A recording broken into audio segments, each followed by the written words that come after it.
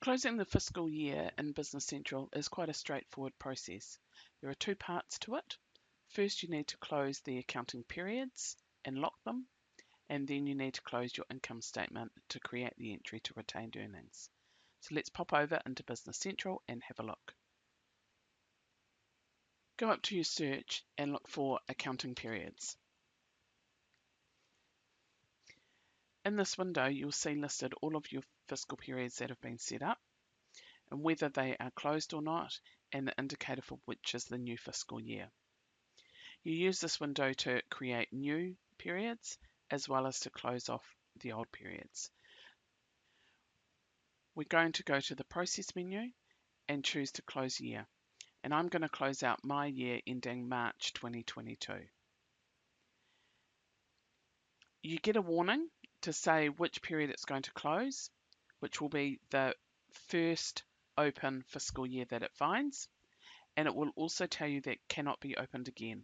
So that is really important. Don't do this step until you know that you have finished all of your entries for periods during the fiscal year. If you have audit adjustments or anything like that, you can make those into the close period once those return. So you would do this once you have finalized all of your accounts internally and are ready to move on. So yes, I'm going to close my fiscal year. That then marks all of your periods as closed and it locks the dates. Now, even though the 1st of April shows as being locked, it doesn't actually lock the April period from transaction processing. The next part of the process is to close the income statement. So I'm going to move out of my accounting periods window and come up to my search and close income statement. It will automatically come up with the ending date from the last period that's been closed that it can't find close entries for. You need to select the journal template and batch that you want it to go to. I'm just going to send it to my general journal. Document number defaults automatically. Make sure your retained earnings account is correct. And how you want it to post to the retained earnings account. So you've got the option to post just the balance from each account or whether you want all of the detailed transactions. Usually balance is fine. The posting description, you can update that. So close income statement 2022. And then you've got some options about some of the detail that you're going to use. So if you use business units, you might want that code pushed through. The dimensions, this is important to make sure that you select the dimensions that you want to show. Now, if you have any GL accounts where dimensions are mandatory, then you do need to select those dimensions to be included because otherwise it can't do the entry into those GL accounts to close out. I'm going to select my department dimension because I know I've got that mandatory on some of my account codes and close the window.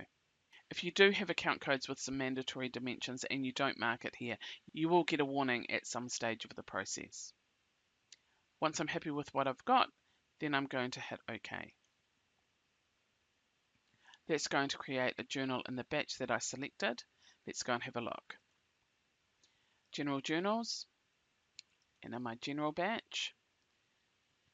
So we can see that I've got closing entries for the different account codes, and where a department code was defined, then that's been split out. I selected balance, so the balance that's going to go across is based on the combination of account number and department code.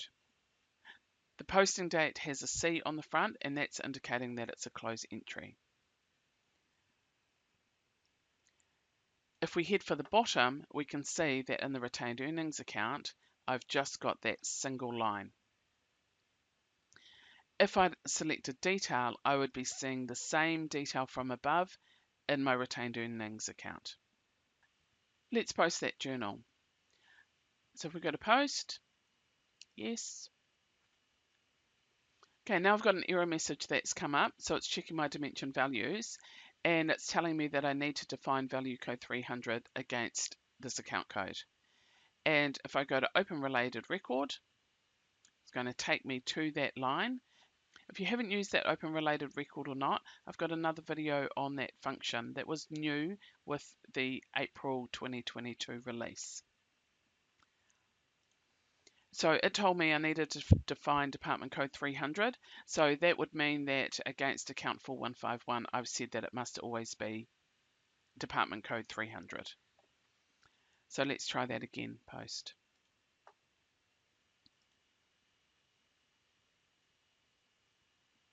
And all done. So that's all the steps needed for closing the fiscal year in Business Central.